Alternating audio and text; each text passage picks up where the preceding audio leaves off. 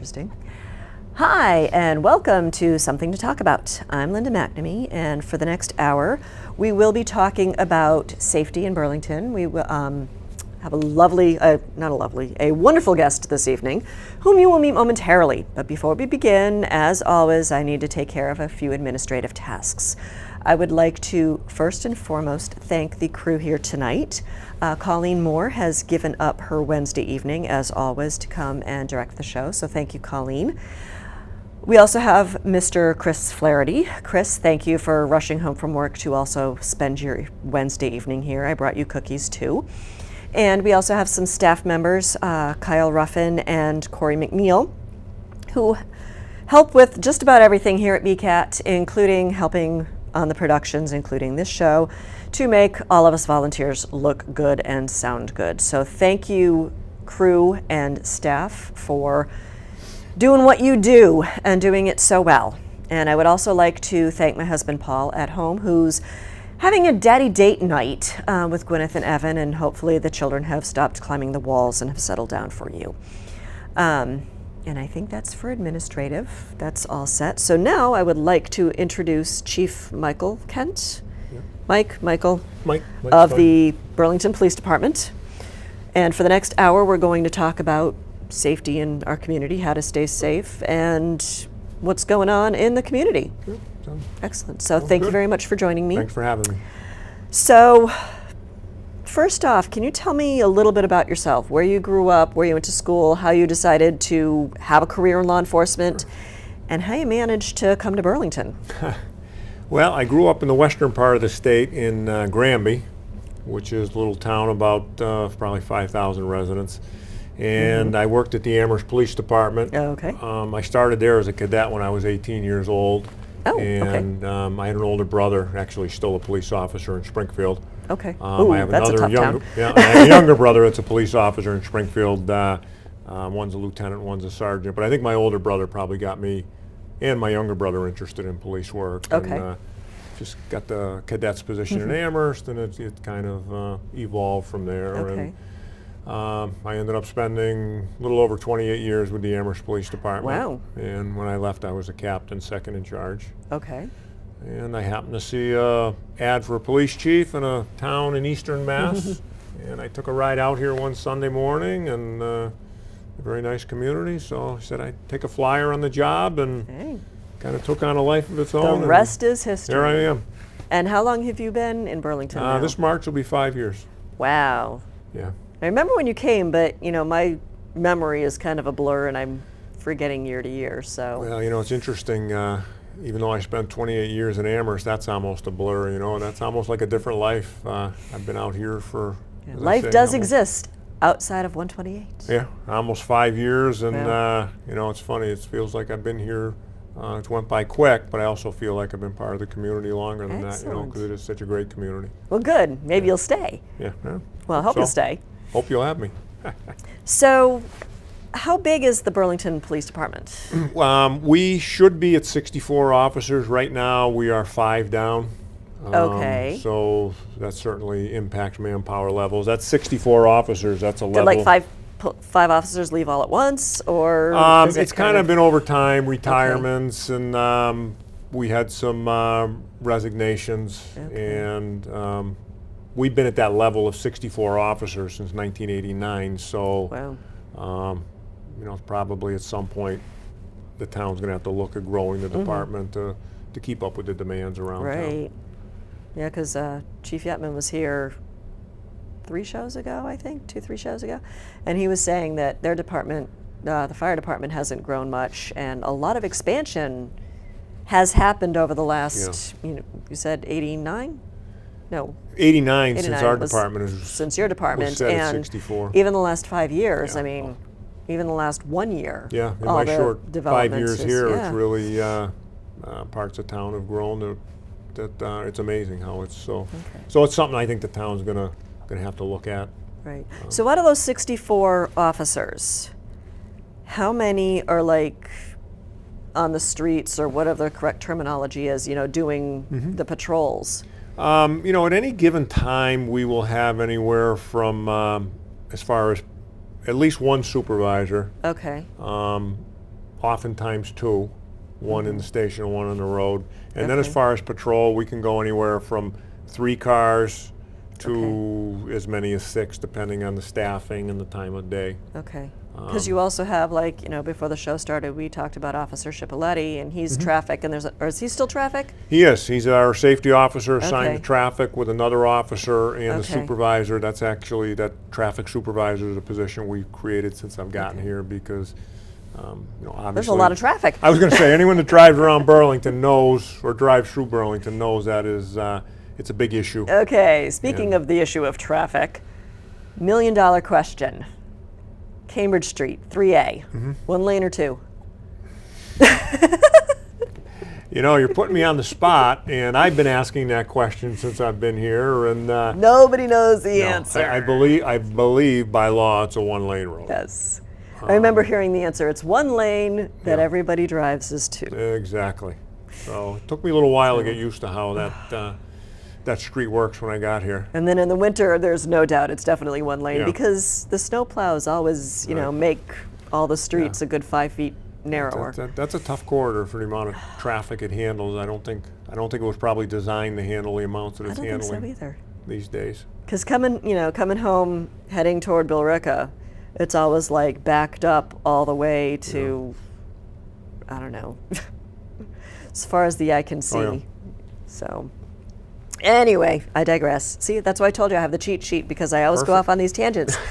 How are the shifts organized? Because I know some departments have, 24-hour shifts. Others have, 2 days, 2 nights, 4 Right. 4 on, We- 4 off. We pretty primarily run a midnight to 8 shift, the Okay. overnight shift. The day shift would be 8 to 4, and then the evening shift is 4 to 12. Okay. We do have a couple of split shifts in there, but Okay. it's only a Now, few. does an officer have like all the same shift, or do they Yes, sometimes they days, bid, sometimes? the officers bid shifts once a year, Okay. and we work. Most of policing works a 4 on, 2 off schedule. Okay. So your days off are constantly rotating, falling back a day each week. So Okay. the majority of the department works that schedule. Okay. Now, I mentioned, like the we talked about traffic. We talked about, the regular patrols. Right. What other staff positions are there? There's like detectives. There's We have a full detective bureau. We have a two school resource officers now. okay. We Now, have are they based at the schools or? Yes, we have one assigned to the high school and Okay. one K through 8. Okay. We have a domestic violence officer. Okay. Who was actually on my show? Yeah, well, wonderful. Hopefully she'll officer. come back. We have a scheduling officer because we are so busy with both Okay. overtime and police details, as anyone that drives through town can yeah. see. It's very, that's a full-time job in and of itself. Supervisory positions, we have a traffic sergeant, a detective Okay. sergeant, detective lieutenant. We have a sergeant that handles administrative tasks, pistol permits, fingerprinting, things of that nature. I'm saying Okay. pistol permits, now it's licensed to carry, I'm dating myself. But Could have fooled me. I don't know. that's kind of the general So, makeup. would that be something, speaking of right to carry, would that be something that you interact with the gun club that's on Francis Wyman? No, we process the license and Okay. they're vetted. My sergeant who's in charge of them vets them, does all the different checks Okay. through the state. But we don't have anything per se to do with the gun club. Okay. I'm- I just drive by it yeah, all the time. I'm sure people so. avail themselves to that if, Okay. if they want to shoot. But Okay. Totally lost my other. You were talking about officers in the school. Is there still like a DARE program, or is that kind of had its moment and yeah, is the morphing DARE into something program in else? Burlington certainly had a number of had a great run for a number of years. I think over 20 years. But Steve Cross, who was one of our full-time DARE officers, and Keith Shepard, who was also a full-time DARE officer. We trimmed it down to one officer, Steve Cross, and then in talking to him, we devolved a position. He is still in the schools. He's a school resource officer. Okay. He's still teaching some of the lessons that DARE has. okay. but he's also kind of expanded his role where we've sent him to a lot of specialized training on crimes against children. Yeah. The whole school safety thing, Okay. obviously. Like the since, lockdowns and stuff. Since Newtown. That's scary. Yeah, we've kind of expanded his role. He still is teaching, but he's also doing quite a bit of other stuff. And then we have a officer, Detective Tom Fournier, is assigned full-time at a high school, and he's been there for, well, since I've gotten here, so at least 5 years, and he does a great job at the high school interacting with those kids. Okay, excellent. Now it sounds like they're doing the jobs of like 2 or 3 people, and you already mentioned that the department is down 5 individuals. When I first contacted you to appear on the show, you mentioned that the department is moving away from civil service exams as a hiring practice. Can you tell me a little bit more about that? Because I'm just like kind of clueless. Civil service in this state has been slowly getting pared down financially, and it's a very cumbersome process. There's only a couple people that work in the office that deal with police and fire, so it makes it extremely hard to get information out of there, to get answers. Okay. Is it like a statewide office? It is. Like in it Boston? is. Okay. It's down in Ashburton Place in downtown Boston. Okay. And the people working there are nice. They just don't have enough staffing. There's not enough funding. If you give I sense a pattern developing here. for instance, a promotional exam that might be given in September, October, the guys would be lucky to have the results by May.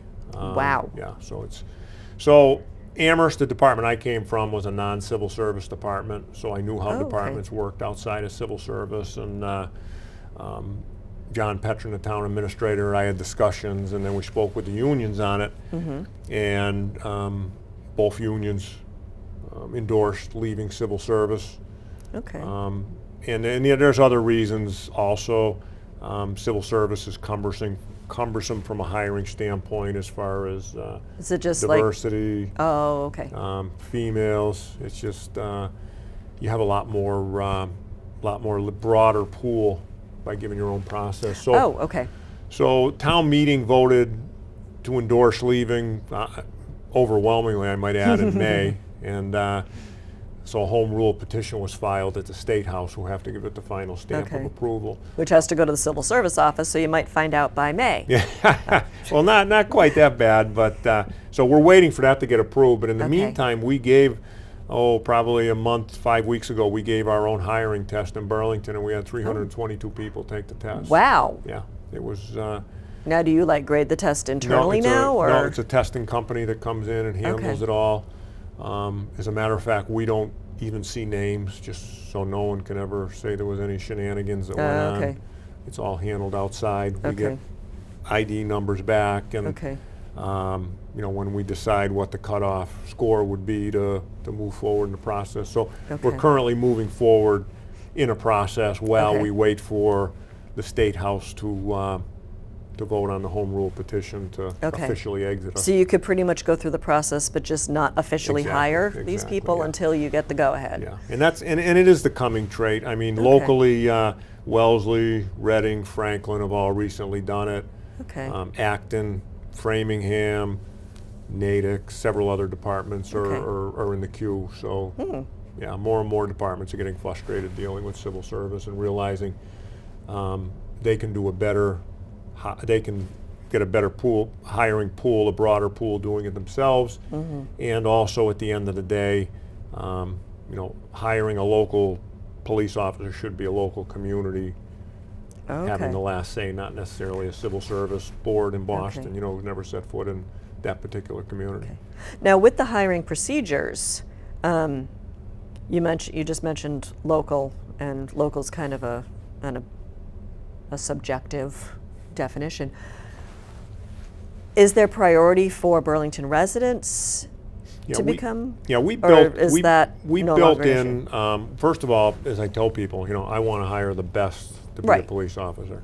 No one has championed this department, my department, more than me as far as being a homegrown department. I think it's phenomenal that the buy-in of this community, these officers, the majority were born, bred, and still live in Burlington. And They ain't never gonna You know, leave. and the thing of it is, it's not easy. People don't realize it's not easy policing the community you grew up in and you live in.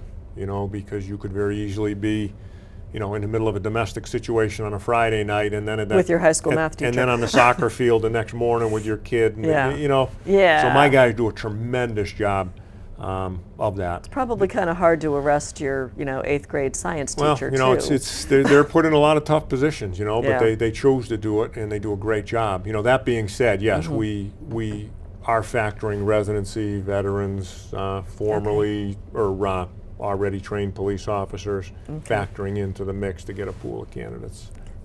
I really don't, and at the end of the day, I don't necessarily, and I said this, I don't necessarily think you'll see, looking at the candidates, you will necessarily see a big difference from before. I think we'll have some residents, you know, we'll have some veterans. Okay.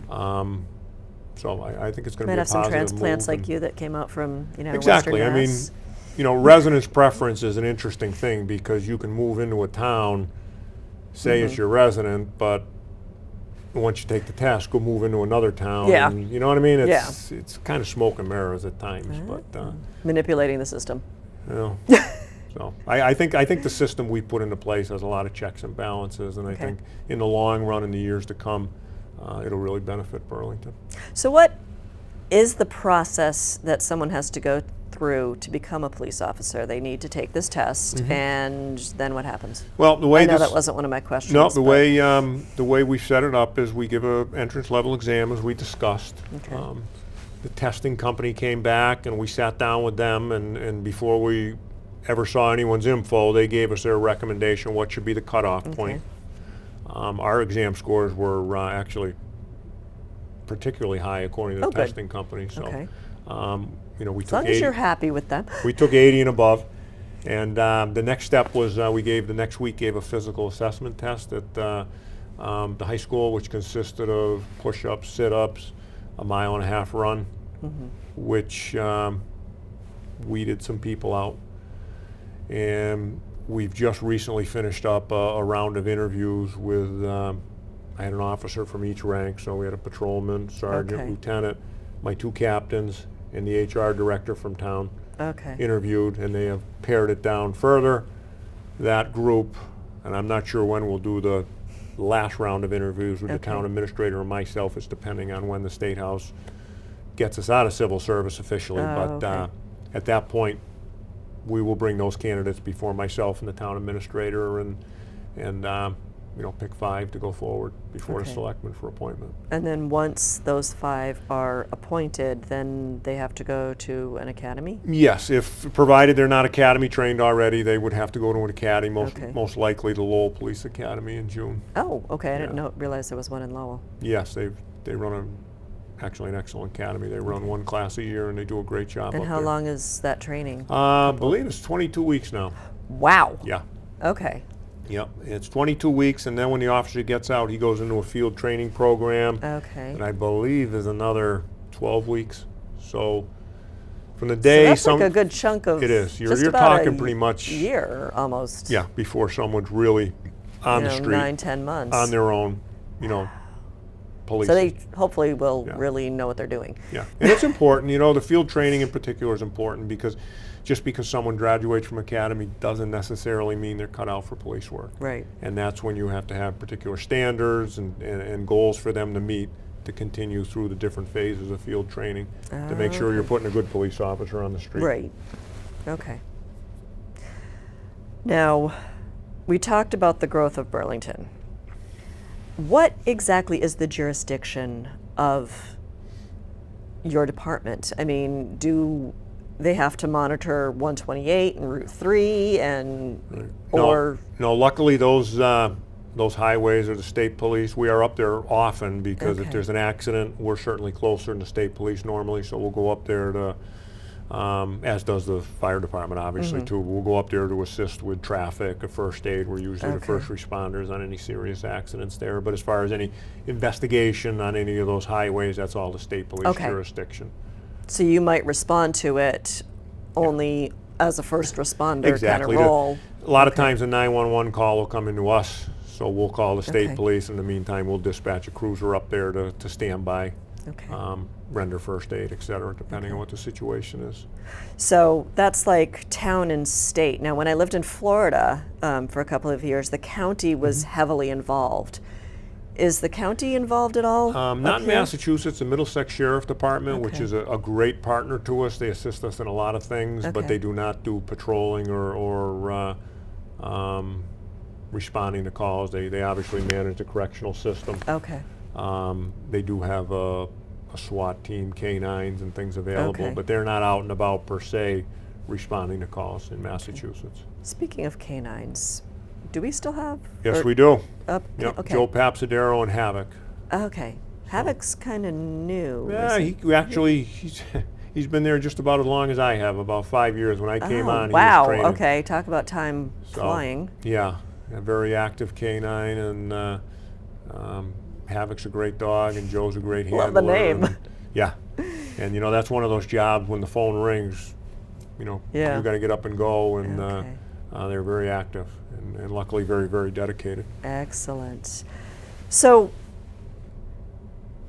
okay, I'm kind of jumping around my cheat sheet. You mentioned the county having a SWAT team, having a K-9 team. What partnerships does the police department have with neighboring communities or county? Or I remember, back when I first moved here, being introduced to like NEMLEC, which is like a Sure. regional thing. Yep. Can you tell me more about those? Yeah, right now there's actually a mutual aid agreement that's been signed by all, I think it's 52 communities in Middlesex County. So, Oh, okay. yeah, that was quite the task. It took a while to get that done, to get every community on board. Yeah. But that's for non-duty. If you're, let's say we're headed to Woburn Court and we see a crime being committed on a sidewalk in Woburn, you can take action. Okay.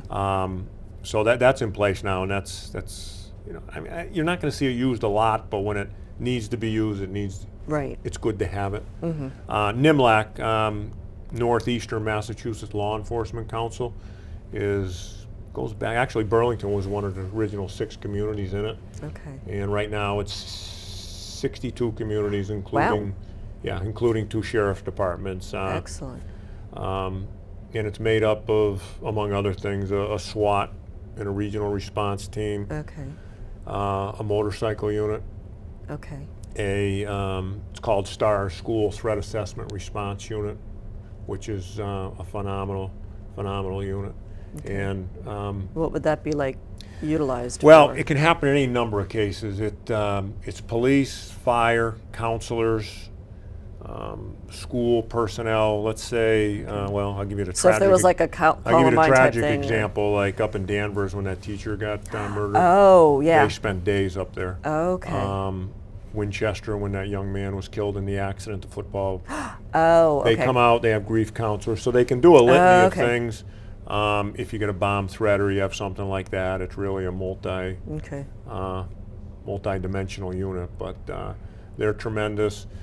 The SWAT team, knock on wood, we've only had them out to Burlington once since my tenure was here, but they do a wonderful job. Okay. And the whole premise of NIMLAC is local control. So they're going to come in and say, okay, chief, what do you want us to do? Okay. So the So it's local more like chief, manpower. Yeah, the local chief in that community still has Okay. control of the situation because he knows the community better than outsiders responding in. Okay. So it really is. So it's like a support system. Yeah. More yeah. so. Yeah, an Okay. excellent one. A trained support system. Right. Now, just thinking of the support system, long time ago I used to live in a community that had like an auxiliary police department. Would that be something, what exactly is an auxiliary police department, and would Burlington ever have a use for one? We have special police officers in town here, and they're primarily made up of retired officers that help us out during our busy season with details. Auxiliary per se, one of the tough things about auxiliaries is keeping up with years ago there wasn't as much mandated training. Oh, okay. And when you have someone that's got a full-time job, a family, Okay. it's tough in this day and age to keep up with with all the mandated training. That's why you see a lot of communities that our size, or certainly bigger also, that really don't have auxiliary officers, Okay. just because in this day and age. Yeah, I know I'm dating myself And we're again, an but- accredited police department, and you have to meet certain standards. So as I say, we have special police officers that help us out on details and things like that. Okay. But kind of a different animal. Okay. We mentioned partnerships with the neighboring communities. What kind of partnership do you have with the fire department here in Burlington? Oh, we have a great relationship with them. Chief Yetman, actually one of my very good friends since I've arrived to town, and it's funny, you hear some towns you hear about rivalries between the police and fire, and it couldn't be farther from the case in Burlington. We get along wonderfully. You know, we've talked about, we've done some training together. We've talked about bringing them in on our training for response to an active shooter, Okay. i.e. where you'd need an ambulance person, an Okay. EMT coming into the hot zone, as they say. Right. So we started preliminary planning about Sometimes having- they're the first ones on the scene, Yeah. and they're not armed. That's right. But we get along great with them. They're a Excellent. great group, and Burlington is very fortunate to have them out and about and responding to both the medical emergencies and the fires. Now, this is kind of spawning two different questions for me that may or may not be written in here. One thing with the partnership is like dispatch or 911. I think Chief Yetman was saying that the calls come to the police department and then you send them to the fire department. Yeah, yes. And that is, frankly, an archaic system. One of the things I think this town needs to look at is a combined dispatch where you've got Okay. your dispatchers right next to each other, police and fire, Okay. and they're, trained, cross-trained, where one can dispatch fire and the next night dispatch police. Okay. The way we do it now is, in my opinion, and I think Chief Yetman would agree that, there are times where probably valuable seconds are being lost during that transfer over to the fire department where they give the medical information, you know what I mean? Right. And that's the way most departments did it, most communities did it Right. 25 years ago, but most are also... We got to get with the times. Most are also moving away from it. We've got great dispatchers. It's just the system itself Okay. is not an efficient system. We got great dispatchers, but they're dealing with a system that was, built for 25 years ago. Right. And certainly the call volume went through the roof over the years. Right. Okay. Now, are all the dispatchers also officers, or do you have civilian dispatchers? We have a combination. We have 3 civilian dispatchers, and on the day in the 4 to 12 shift, we also have a police officer inside Okay. assisting with the phones, because at times they get Swamped. one person couldn't handle them at different times, during the busy season. A rush hour. Yeah, rush hour. Rush hour that starts at 3 and ends at 7. Or even one, even one major incident. If you get a house fire, or a car accident, that'll ring the phone off the hook. So. Okay.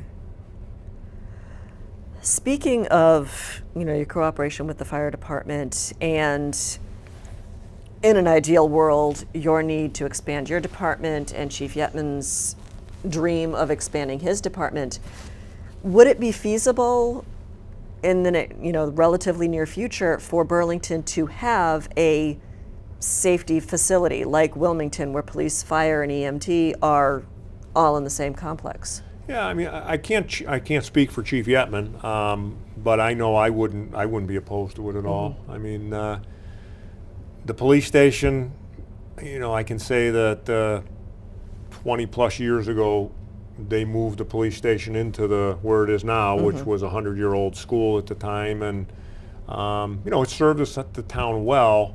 However, it's still a 100-year-old school, Showing and its it age. doesn't keep up with modern policing. It's tough to run a modern police department out of that building. Okay, we touched upon this earlier, I think, but how has the recent expansion, primarily like the 3rd Avenue corridor, and even over by like Mitre, right on the Bedford line, how has that impacted your department? And are there plans to adapt, or is it possible to adapt to that change? Well, I think going forward, as that continues to expand and grow and get finalized, at least the 3 3rd Ave area, which still has some building to do before it's finally all done. I think we're going to have to look at how we assign our cars to sectors. Do we need to, the mall, that whole 3rd Avenue area, that's one sector. Okay. And now, before there was basically Mall Road was and the mall the mall. area. Well, now you've got it expanded out. So we're going to have to look at what we Like do, the whole Middlesex. how we divide our sectors, maybe go back to the drawing board there. Okay. Our call volume, and I don't have the figures off the top of my head, but they're going up every year, as is the fire department. So, I really think we need, at least from the police department standpoint, to put together a plan to incrementally grow the police department over a number of years, looking in the future as to where Burlington may be in 10 years, rather than have myself or someone else sitting in my seat coming before the town saying, I need 8 officers at once. Right. I think if you went incrementally and Okay. grew it that way, it would lessen. Like it would be nice for you right now, in theory, instead of hiring 5 officers to hire 7. Yeah. Or, I would envision or a plan 8. of, maybe 5 officers over the next 5 years, or pick okay. a start time and just, add an officer a year. I think we should probably, people forget our, as we were talking earlier, our nighttime population is that 25,000 range, but our daytime, depending on who you talk to, 130, 130, 150. 150. So Enough to support 8 Dunkin' Donuts in town. yeah. And a couple of So, Starbucks. I think you're probably looking at, you should probably have a police department around 70 officers to Okay. growing into the future with everything else growing along with it, So, those are decisions above my pay grade, frankly. So, I'll just advocate. I don't mean to be putting you on I'll the spot. throw the I'm just, information out there, and people can an do ideal with it world. what they like, Okay.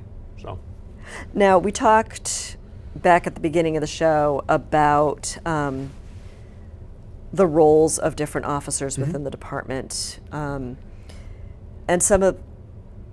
I'd like to talk a little bit more about those hidden services that the department provides Sure. that may or may not be hidden. Yeah. Like, I know when I first had my kids, it's like, oh, check out your local police department to make sure your car seats are installed correctly. Yeah.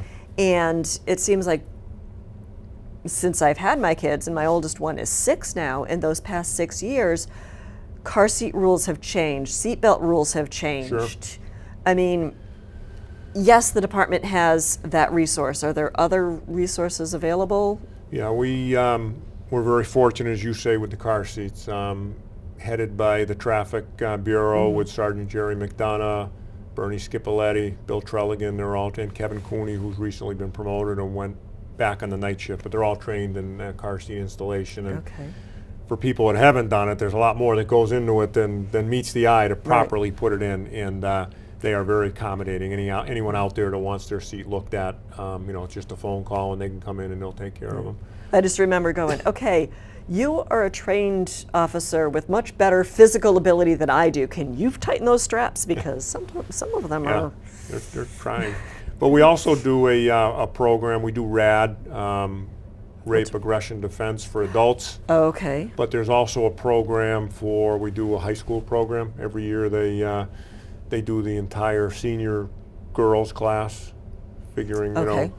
as they're going off into college. Okay. But there's a RAD Like Kids. a self-defense type? Yes, Okay. yes. There's a RAD Kids now that's very popular with ages, I think it's like 1st, 2nd grade, and it's just, in addition to teaching you, how to get away from someone, also teaching you things not to do if someone approaches you. And we've expanded that out. I believe this year we did three weeks worth in the summertime. Wow. Extremely popular. It fills up very quick. So it's like a summertime, because I'm like thinking, oh, I want my kids to sign up for Yeah, that. it's a or week that would be a good- program, and we okay. do 3 different sessions. Okay. And, is that like available on your website or? Yes, it's on the website. I believe in the mid-spring they come out with sign-ups for it, and it gets filled up very, very fast. Okay. Um, I might have to camp out on, the department's front yeah. doorstep. No, to, it's a popular one, and I'll tell you, I go to the graduations when the parents come out, and it's very impressive. They, particularly the little ones, what they teach them. Yeah, 'cause, to you know, hopefully as a- avoid a tragedy. You hope it never happens. But as like a parent, it's like, I don't know how to bring this up with my kids because Yeah. I don't want to scare them, but at the same time I want to keep them safe. So having a trained professional who's been through it before would, Yeah, you know, and be we nice. have a number of instructors, so we're very fortunate in that sense. Obviously, our domestic violence unit is, in my opinion, second to none. Detective Anne Marie Brown and Margaret Rocco, who's our civilian advocate. They're awesome. They do unbelievable work, and they fly under the radar. You know, they just do their job and do a tremendous job. Excellent. Now, with the whole RAD program, and I'm thinking, self-defense, trying to get away, but now you're reading about all these new date rape drugs and all that kind of stuff, and is that incorporated in the program as well? The one that they teach the high school girls, the seniors, does dip into that, because again, they're trying to get them ready for, a lot of them will be going off into college on their own for the first time. Another thing that just popped into my head we've been doing recently, and you've seen it all too often with active shooter incidents, is Sergeant Tim McDonough and Lieutenant Glenn Mills have been going to a lot of the businesses in town, your Raytheons, things like that, and speaking with their staff about what to do if, God forbid, someone shows up with a weapon and wants to do harm to your staff or go through your building. So they've been doing an awful lot of that recently. And we've also, obviously, we reach out to all the schools and do drills with them regularly on emergency situations. Looking back at my notes and everything, and mentioning the domestic violence programs as well as some of the other programs, I'm just thinking technology today, cell phones, people, are changing them every 2 years. Do you guys still do a collection of old cell phones that are just 911? Yep, you can bring them right to the police station, and they get dropped off and recycled into the domestic violence victims program. I believe that's through the Middlesex DA's office. Okay, now if someone were to turn in a cell phone, do they need to make sure it's wiped clean, or is that something that you guys... I think I'm not 100% sure on that part of it, but if it's me, I'd make sure it's wiped clean. Just from my own personal standpoint. Okay. We're also very big on the social media. Lieutenant Glenn Mills, he actually teaches it, and he's one of the, in my opinion, probably the foremost authority of it within the law enforcement community and how it affects it. I think, I believe we're at BPD on Twitter, and I'm not even on Twitter yet. We're almost 9,000 followers, and the nice thing about it is when something happens, the information is out there instantaneously. I've liked you on Facebook. Yeah. Oh, really? Okay. I'm not a Facebooker, but we're also we're on Facebook. On Facebook, and, very active, getting the word out on social media. We're trying to encourage people to, if they are on Twitter, to put us into their account. If you notice on the back of our cruiser windows, we have our Twitter address.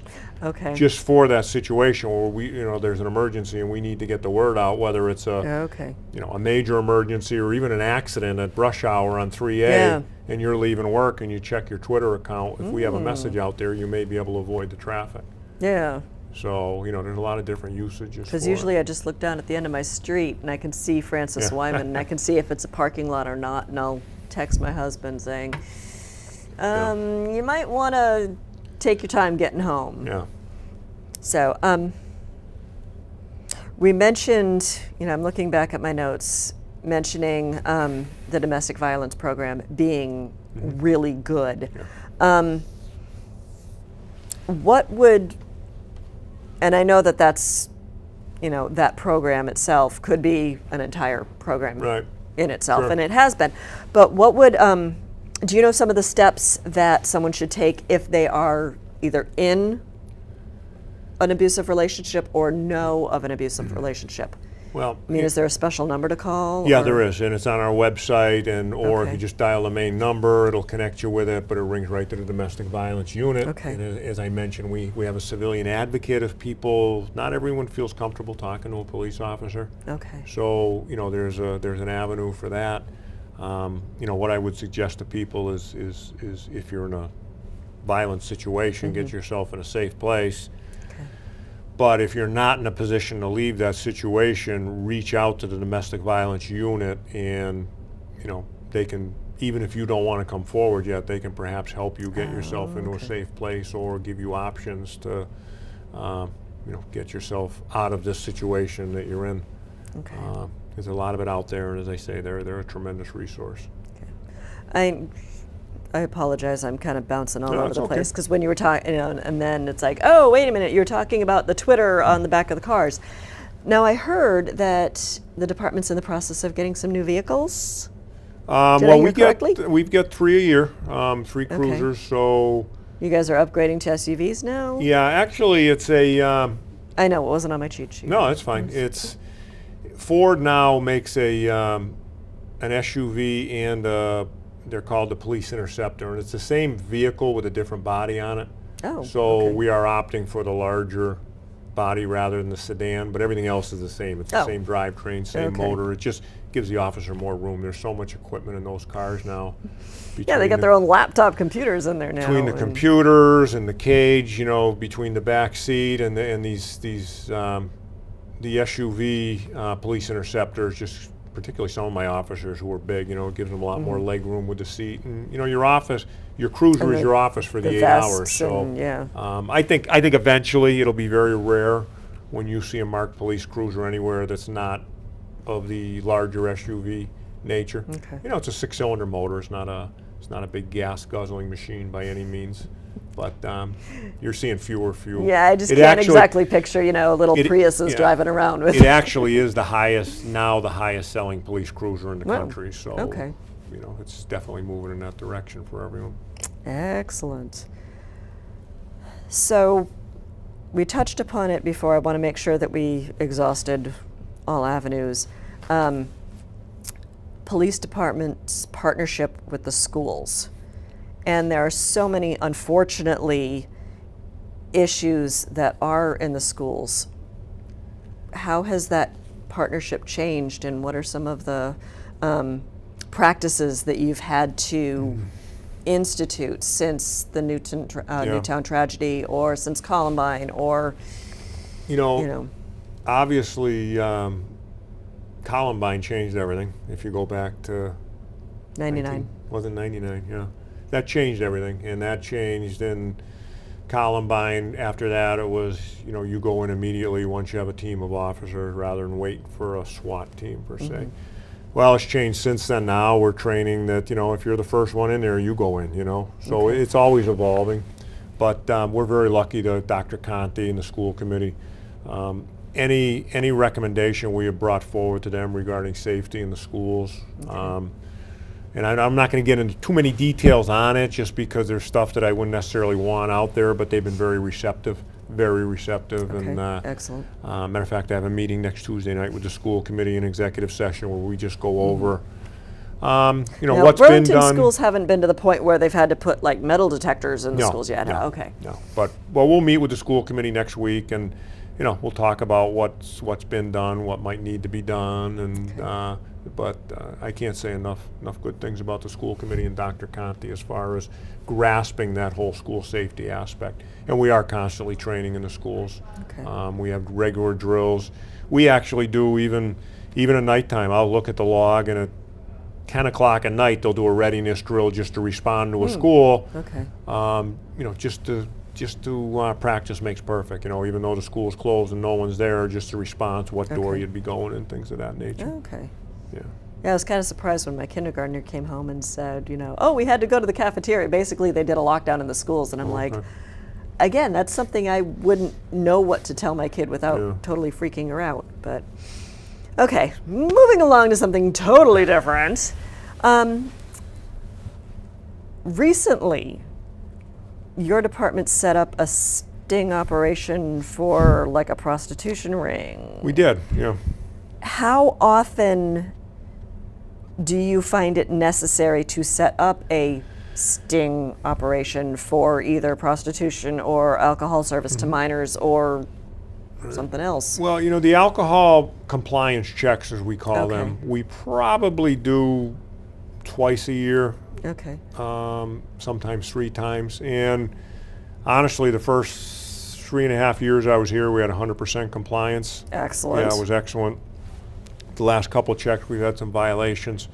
So I'm confident that the business owners in the establishments that both serve alcohol and sell at the package stores will step it up so we can get back to 100% compliance. Now, when you do these checks, do you do everybody, or is We it just do. like It's- random? No, it's actually all the ABCC, Alcoholic Beverage Control Commission, lays out guidelines. Okay. We follow those guidelines exactly. It involves having someone, 19 years old, sending them into the establishment. But when we do it, we do everyone in town, and they're all Okay. done exactly the same.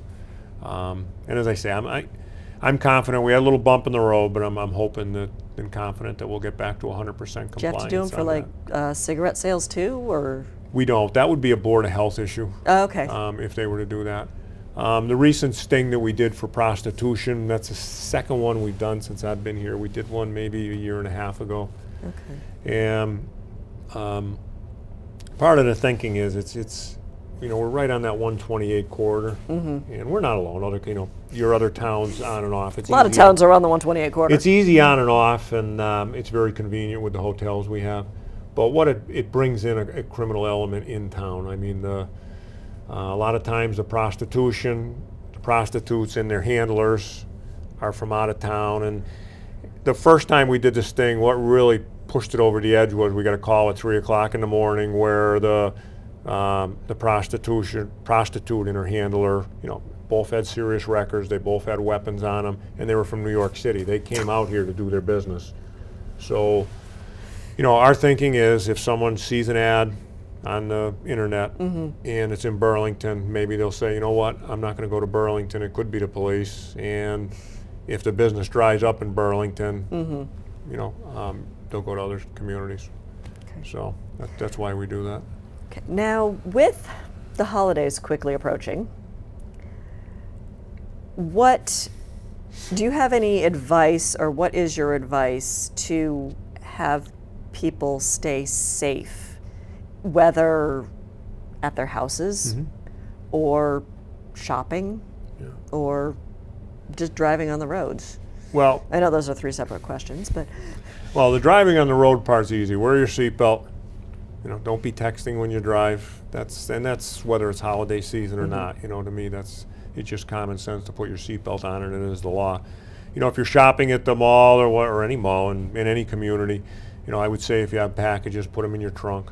Don't leave things out in open sight. Don't be an inviting target to people that might be rolling. Again, we're easy on and easy off the highway, so it doesn't take much to get to Burlington. Yeah. Drive around the mall, to different store lots, looking for the easy prey.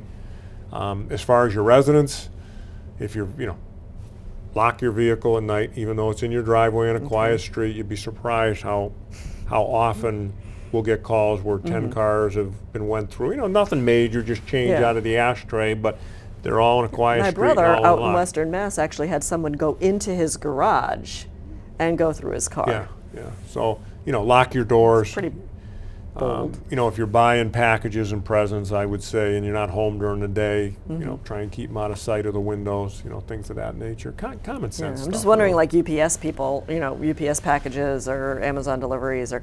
Now, several years ago, I don't know if this was before or after you arrived, there was I think it was called like the Flim Flam operation over at Sears, where somebody would have a great deal on a flat screen TV and meet me and give me cash, and I'll meet you over by Macy's. Is that still around? We Does that still happen? I haven't or? seen one on our log or in our reports in a while, but they periodically pop up. Wonder if they've moved on to something else. Well, a lot of them, if they do pop up, they're usually, you can check with other communities and they have the exact same thing. We have the same thing with organized rings of shoplifters. They'll come into the Burlington Mall, and then, shortly thereafter you'll hear about the North Shore Mall or, the different ones, and they just go from mall to mall and do their business, and then Now, they're does gone. mall security take care of most of that, or do they rely on you guys to It's a come in and partnership. help? We get along very well with the mall. They're owned by Simon's Properties, who are very cognizant of safety within their complex, in addition to shoplifting, the whole safety of the customer. But it's a combined effort. The mall security, they're on our radio frequency, but we'll respond to any type of shoplifting call also. So it's time consuming, but you'd be surprised the amount of money that goes out of that mall and organized shoplifting rings. Now that Nordstrom's is there, they added a whole bunch of stores, and that had to be a challenge for you and your guys.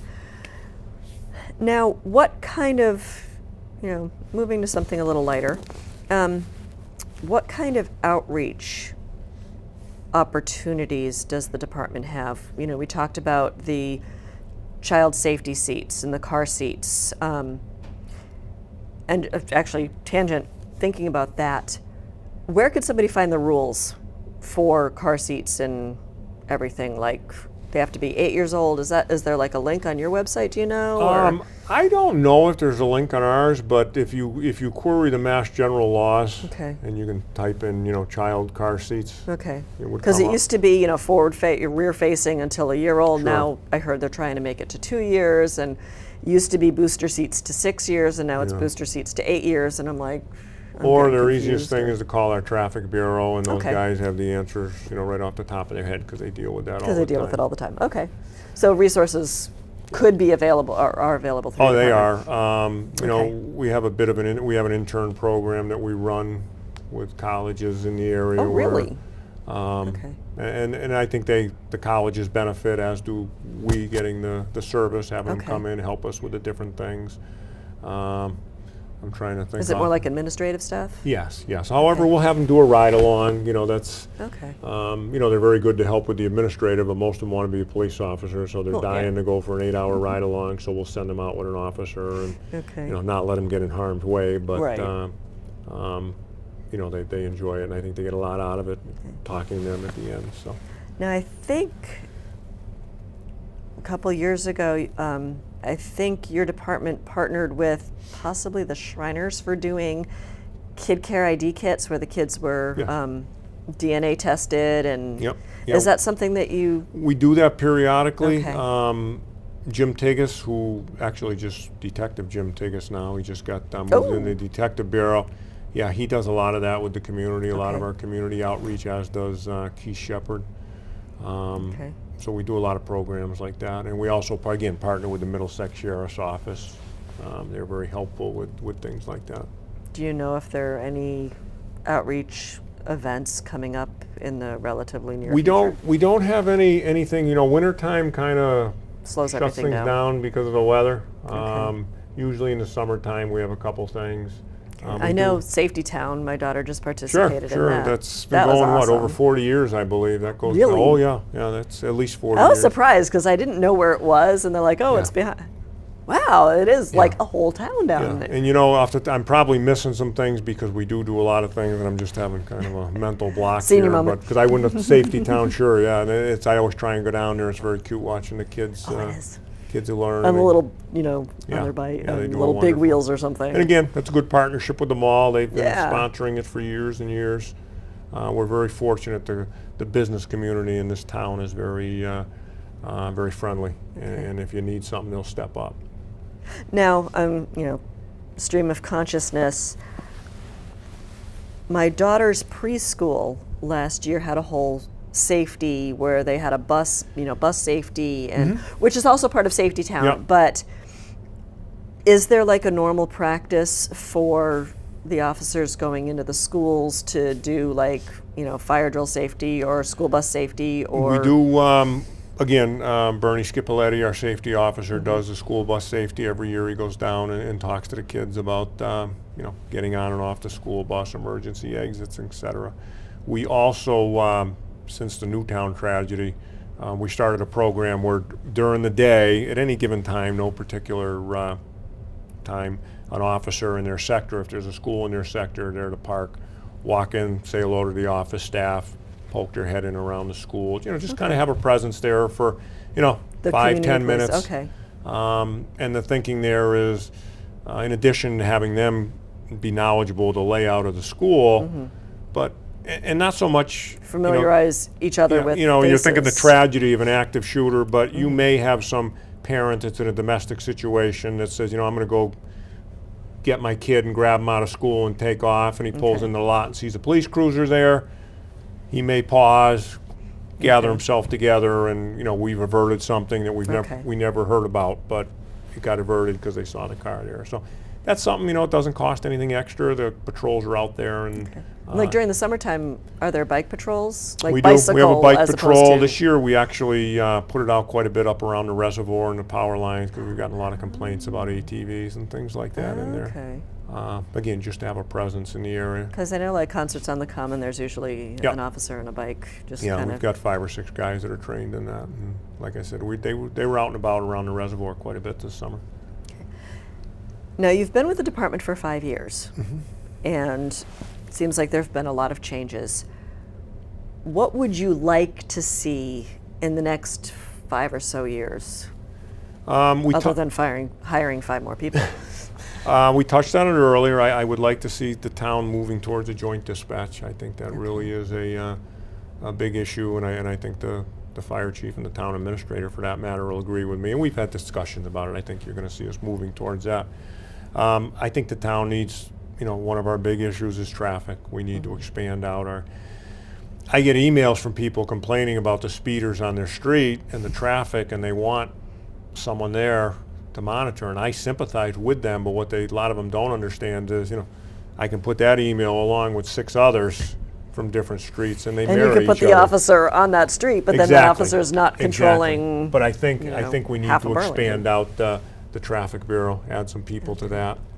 I would like to see us have an officer, with all the business in town and all the different burglaries and things. I would like to have an officer trained to a higher level for crime scene, fingerprints, and things of that nature. There's a lot of things you can do, and but it comes down to personnel most of the time. Yeah. And I would also, it's You not can going to dream. happen. I don't think it's going to happen in 5 years, but again, we touched on it earlier. We need a new police facility. That's, I would say, other than town hall, that's probably the building that most people go into, and most outsiders, if they need a report or things like that. And Even the library is fairly new. yeah.